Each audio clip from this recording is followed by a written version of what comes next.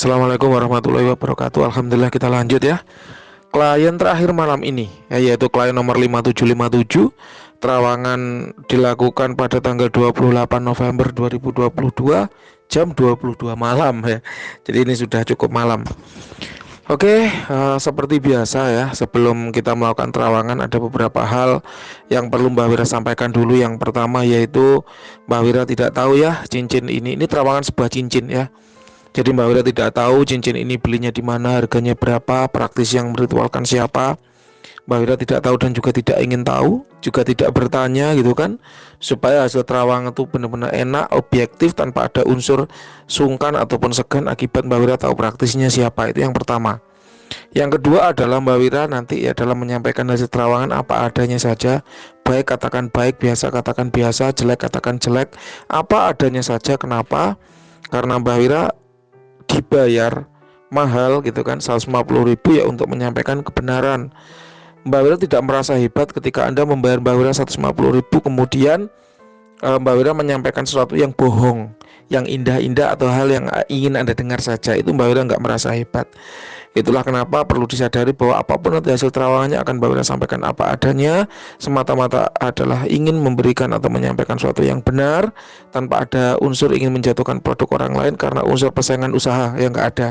Kenapa? Karena Mbak Wira tidak jualan batu, tidak jualan cincin. Semua azimat Mbak Wira berbentuk emas murni. Nah, jadi tidak ada yang batu, tidak ada yang cincin. Itulah kenapa tidak ada unsur persaingan usaha apapun dalam terawangan ini, gitu ya. Oke, rulesnya sudah Mbak Wira sampaikan. Sekarang kita kembali kepada cincin yang diterawang. Sebuah cincin berbatu merah ini unik ya. Ini menarik, kenapa? Karena pertama kali Mbak Wira terawang vibrasi energinya kencang banget. Dan saking kencangnya membuat Mbak Wira merasa mual.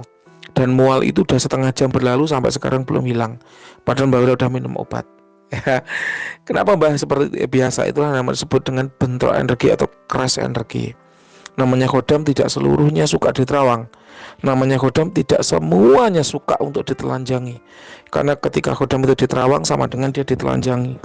Nah, jadi nggak semuanya suka. Ada yang melawan, ada yang menutup diri. Dan akibatnya apa ya? Seperti ini, mual, crash energi. Tapi ya nggak apa-apa, itulah risiko menjadi seorang praktisi supranatural. Ibarat kita jadi tukang servis komputer, risikonya kesetrum. Ibarat kita jadi tukang masak, risikonya kena pisau. Ibarat kita jadi tukang las, risikonya kena api. Ibarat kita jadi dokter, risikonya ketularan sakit, kena pilek, flu burung, virus corona kan gitu, risiko. Kita jadi polisi, risikonya apa ya? Di jalan, ketabrak kendaraan, kena asap, debu, dan lain sebagainya. Itu risiko. Jadi Mbak Wira di sini tidak ingin mengeluh, tapi Mbak Wira ingin menyampaikan bahwa menjadi praktisi penerawang pun ada risikonya. Dan itulah kenapa terawangan itu berbayar. Nah, ada beberapa orang yang menunjukkan, Mbah, coba lihatin dong, coba cekin dong, ini ada kodamnya apa enggak, Mbah, ini coba dicek dong, cincin saya ini ada macan putihnya apa enggak. Macan lagi.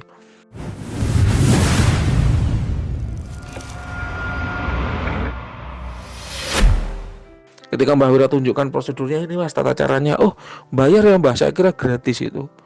Ya boleh aja gratis tapi terawang sendiri gitu ya. Karena dia belum paham risiko menjadi seorang terawang itu seperti apa. Sama kayak orang masak, risiko masak itu kena api, kena minyak, kena pisau. Mau nggak orang suruh masak cuma-cuma? Ya nggak mau, pasti bayar juga gitu. Nah sama lah, masak gampang aja loh. Ya masak memang gampang. Contohnya masak nasi goreng, gampang masak nasi goreng, tinggal nasi kasih bumbu selesai.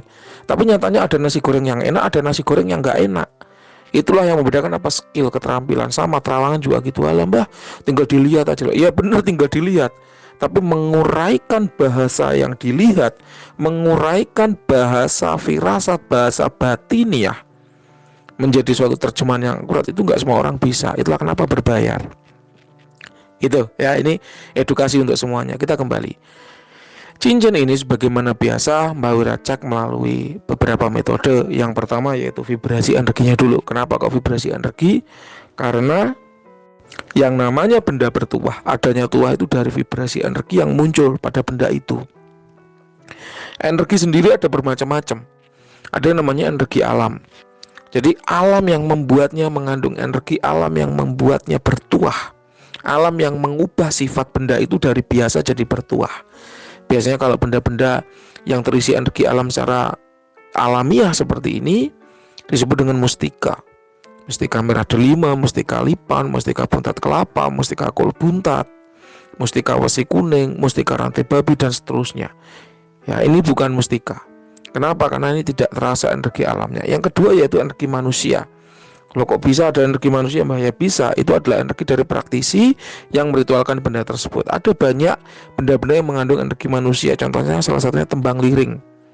Itu energi manusianya kuat karena memang praktisi yang meritualkan memasukkan sebagian energinya ke dalam situ. Keris tombak itu juga begitu, mengandung energi manusia yang kuat. Ini jelas bukan. Yang ketiga yaitu energi khodam. Nah, ini yang Mbak Wira rasakan kuat banget di benda ini. Khodam itu apa toh? Khodam itu jin yang sudah ditundukkan dan diikat perjanjian untuk membantu manusia. Itu namanya khodam. Kalau jin itu tidak diikat dengan perjanjian gimana, Mbak? Ya disebut dengan jin tidak khodam. Ya. Jadi ada energi gaib, ada energi entitas gaib pada suatu benda. Kita harus bisa membedakan sebagai praktisi supranatural. Apakah itu energi jin, apakah itu energi khodam. Ya, energi lain ada nggak? Ada, manusia dan alam. Itu Mbak Wira dapat ketika Mbak Wira gemblengan di Garut sana. Ya, oh ternyata praktisi itu harus bisa membedakan. Ini loh energi alam, ini loh energi manusia, ini loh energi jin. Harus tahu. Jadi nggak asal denyut-denyut. Ini ada jinnya, ada kodamnya. Apa kodamnya? Macan putih. Nggak seperti itu. Praktisi itu nggak sengawur itu gitu loh. Ya, kita kembali. Kodam yang ada pada benda ini ya itu kuat. Terbukti dari apa? Vibrasi energinya mampu membuat Mbak Wira merasa mual. Dan sebagaimana kodam yang kuat, dia punya prasyarat ketika ikut manusia. Loh, kok ada prasyarat? Ya adalah. Contoh kepala sekolah. Ada murid datang ke kepala sekolah. Pak kepala sekolah, sepatuku kotor, tolong dilap. Mau nggak? Kepala sekolahnya ngelap sepatu muridnya? Pasti nggak akan mau. Kepala sekolah, aku nggak punya duit, minta duitnya dong. Mau nggak ngasih? Pasti nggak mau. Emang siapa lu gitu. Itu ada rules dalam dunia supranatural. Itulah kenapa manusia itu ketika dia memahar kodam bukan hanya membeli yang kuat, ya, bukan hanya membeli yang cc-nya besar,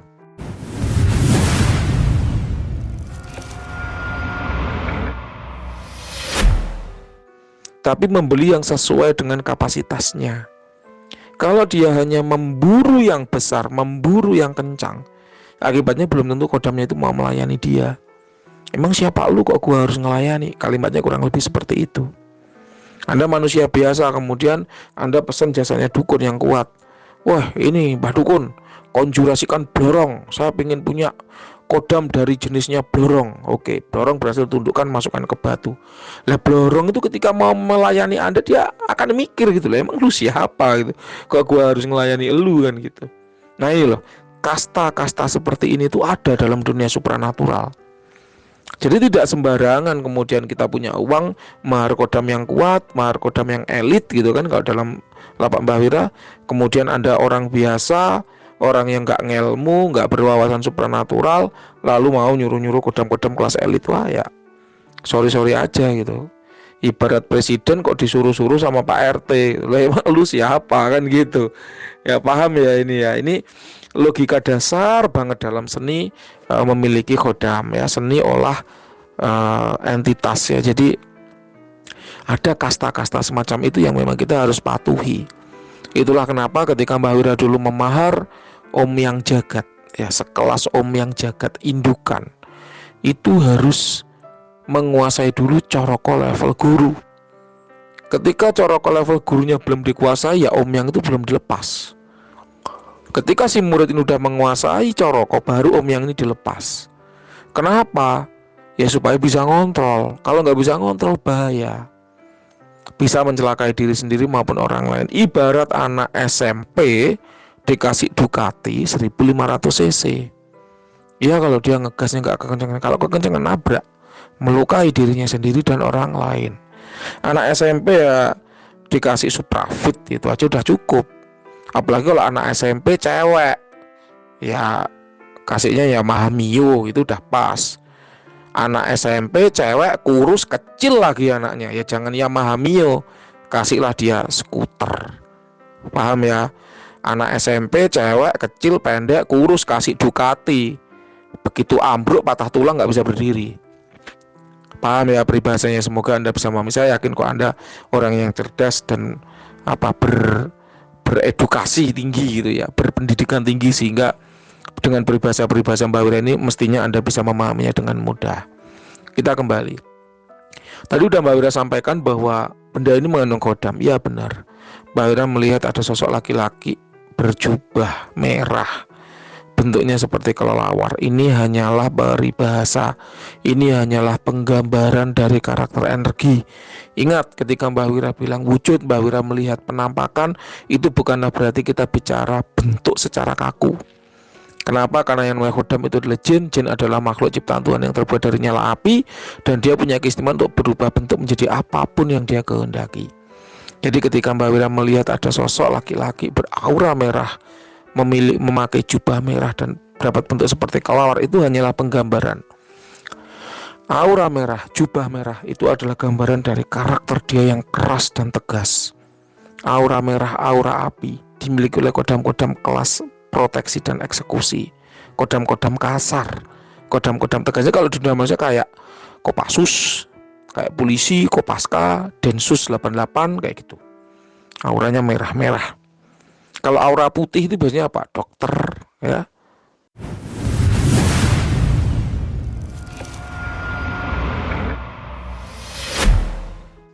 Terus apa lagi? Ya, ilmuwan, ya, kepekaan dan penyembuhan kan. Kemudian kalau auranya biru Mbah, auranya biru itu sales, marketing, ya, jasa publik, pelayanan publik, nah itu pengasihan ya. Jadi biru. Nah ini kalau merahnya jelas nih kodam-kodam keras, kodam-kodam garis keras. Dapat berubah menjadi kelelawar. Kelelawar itu gambar apa sih? Kelelawar itu simbol dari vampir. Vampir itu apa? Vampir itu adalah jenis kodam yang dia memiliki tuah dalam hal apa? Proteksi dan asian yang kuat. Kemudian dia juga salah satu keistimewaannya mampu membooster stamina pemiliknya agar tidak mudah lelah, tidak mudah capek. Saya setuju ketika Anda kemudian mengatakan bahwa Anda jodohnya dengan kodam-kodam tipe grey dan dark. Betul, ini dark banget. Bahkan saya sempat mengira ini demon, ya, tapi ternyata bukan. Ya ini kodam kelas bawah, kodam dari underworld ya, dari dunia bawah yang memang levelnya tinggi. Saya tidak tahu Anda belinya di mana, tapi memang ini kodam tinggi, ya, dari dunia bawah underworld. Usianya kira-kira ada 3000 tahun tua, ya, dengan level power 94 kuat, ya. Tuah utamanya apa tadi? Proteksi, ke eksekusi, ya, eksekusi itu mengembalikan serangan, ya, menyerang orang lain termasuk. Kemudian kewibawaan, penundukan, kemudian apa lagi? Asian dan booster stamina. Tuahnya agak banyak.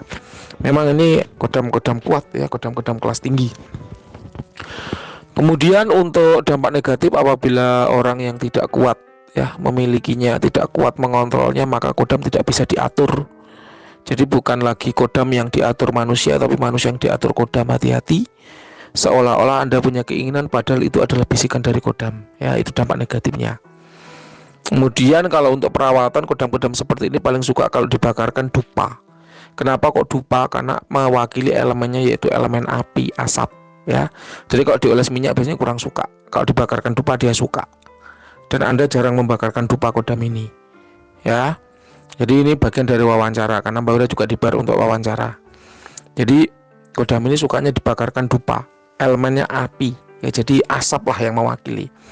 Kemudian untuk hasil wawancara apa yang dapat Mbak Wira gali tidak banyak, karena kodamnya sendiri juga tidak suka diwawancarai. Cuman satu hal yang Mbak Wira dapat simpulkan dari karakter energi yang dia miliki adalah Anda levelnya berada di bawah dia, sehingga dia tidak serta-merta kemudian 100% bisa Anda kontrol. Ibarat anak SMP naik Ducati itu berapa sih kecepatannya, top speednya 300 ya, maka dia paling cuma sampai 60-80 udah selesai. Kecepatan 60-80 udah selesai. Kenapa? Karena SMP. Mana ada anak SMP yang berani sampai 300 gitu loh. Nah sama, karena level Anda yang di bawah kodam ini, maka kodam ini tuh nggak bisa keluar sampai top speednya, sampai potensi maksimumnya nggak bisa. Ya dia cuman ya sepertiga, seperempat gitu aja. Karena dia pun nggak mau disuruh-suruh oleh Anda yang levelnya ada di bawah dia. Siapapun yang beritual ini sesungguhnya praktisi yang berkualitas, ya. Namun mungkin yang perlu diperhatikan atau dikoreksi adalah perlu dilihat juga pemaharnya seperti apa, kemampuannya sejauh mana. Sehingga ketika menyandingkan kodam, bukan kemudian menyandingkan kodam yang terkuat, tapi menyandingkan kodam yang tercocok. Mbah, ada 2 pisau. Apa itu? Pisau cutter dan gergaji mesin. Kuat mana pisau cutter dan gergaji mesin? Ya pasti kuat gergaji mesin.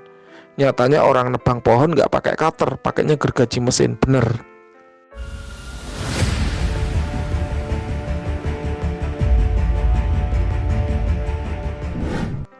Ada 2 benda tajam, silet dan gergaji mesin. Kuat mana? Kuat gergaji mesin. Nyatanya orang motong pohon nggak pakai silet, tapi pakai gergaji mesin. Nah sekarang kita lihat peruntukannya. Kalau mau motong kuku, pasti pakai silet atau cutter, nggak akan pakai gergaji mesin. Ya habis kuku-kukunya sak jari-jarinya. Orang mau nyukur rambut, mau nyukur jenggot, pasti pakai silet. Kalau pakai gergaji mesin ya hilang sak kepala-kepalanya kan gitu.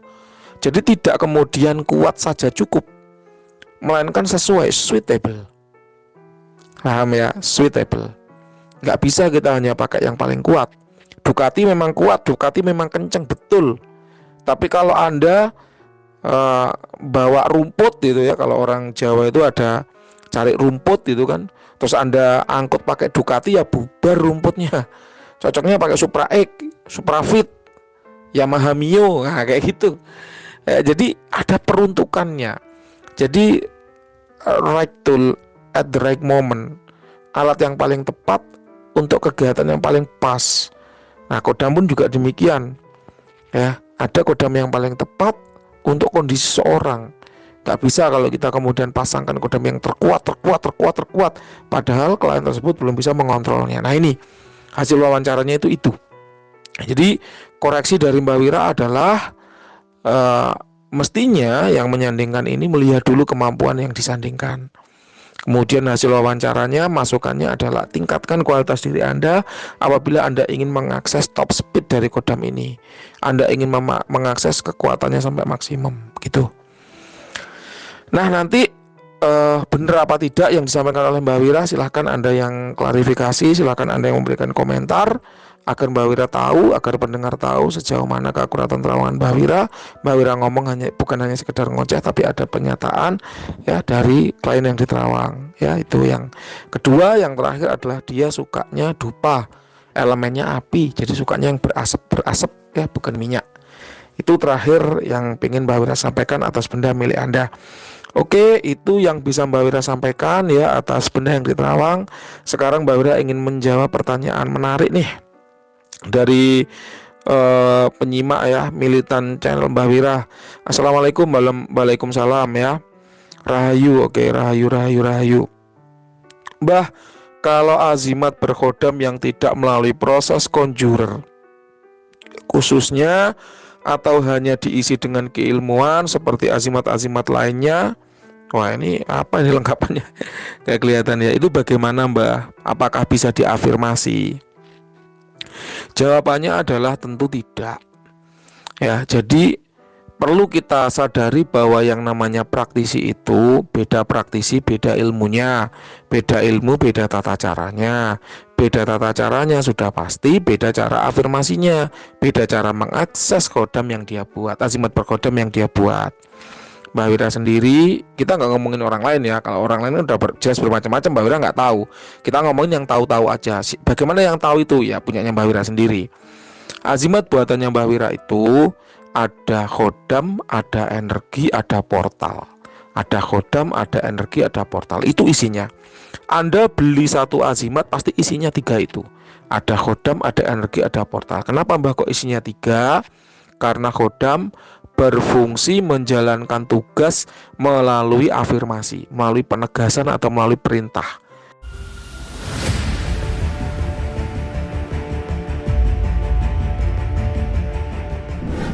Wahai khodam, aku bekerja di PT X. Aku punya atasan namanya si A. Si A ini jahat banget padaku. Wahai kodamku, aku perintahkan padamu untuk mempengaruhi pikiran si A agar si A memiliki sifat welas asih kepadaku. Nah ini afirmasi namanya. Wahai kodamku, aku bekerja sebagai penjual buku. Aku dapat duit kalau bukuku laris. Aku punya buku si A, B, C, D, E. Aku perintahkan padamu untuk mempengaruhi si F, G, H, I, J agar mau membeli buku, karena mereka butuh. Sebetulnya mereka butuh, daripada mereka beli di kompetitorku, pengaruhi mereka agar mau beli di diriku. Nah, ini afirmasi namanya, perintah, penegasan, tugas. Ya. Nah, lalu kalau energi, ya basisnya energi, itu nggak usah afirmasi. Cukup diniatkan, saya berniat menggunakan energi pada benda ini untuk apa? Untuk proteksi pada diri saya kah?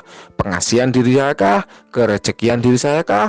Menetralisir energi negatif pada diri saya kah? Atau apa? Begitu bendanya dipakai, energi itu otomatis berjalan. Karena energi, tuahnya itu berjalan secara konduksi, aliran energi. Begitu bendanya dipakai, dia jalan. Itulah kenapa ketika Anda memesan kodam dari Mbah Wira gitu kan, Mbah tolong ritualin kodam dong, pasti Mbah Wira meminta vessel, benda yang mudah dibawa atau dipakai sehari-hari. Kapan hari ada orang yang tanya, Mbah saya mau ritual dong. Oke, bendanya apa ya Mbah, gelang apa keris? Yang bagus yang mana? Ya kalau kita bicara yang bagus, keris bagus. Tapi kan keris nggak mungkin Anda bawa setiap hari kemana-mana. Ditangkap Satpol PP Anda kalau bawa keris kemana-mana. Pakai gelangnya kayak gitu. Kenapa kok seperti itu? Karena ada yang namanya tuah berbasis energi. Jadi tuah yang berbasis energi ini, dia otomatis jalan walaupun Anda nggak afirmasi. Kenapa? Karena basisnya energi, afirmasi. Nggak usah afirmasi. Pokok Anda pakai, tuahnya jalan. Proteksi, penyembuhan, pengasihan, kewibawaan. Ya itu adalah berbasis energi. Anda nggak usah afirmasi macam-macam. Pokok Anda pakai, jalan dia tuahnya otomatis. Itulah energi. Cuman sifatnya energi bisa habis. Beda dengan kodam. Kalau kodam Anda afirmasi, energinya habis, dia istirahat. Begitu dia istirahat, dia pulih kembali karena makhluk. Karena energi kan bukan makhluk. Gitu loh ya. Jadi yang namanya praktisi itu beda-beda. Kita nggak bisa menggeneralisasikannya. Kita nggak bisa memukul sama rata. Oleh karenanya Mbah Wira bahas yang punyanya Mbah Wira aja. Kita nggak bahas punyanya orang lain. Gitu ya. Jadi ada tuah yang berbasis afirmasi, ada tuah yang berbasis energi. Tinggal dilihat aja ya, azimat yang Anda pegang itu basisnya apa? Apakah kodam atau energi kayak gitu.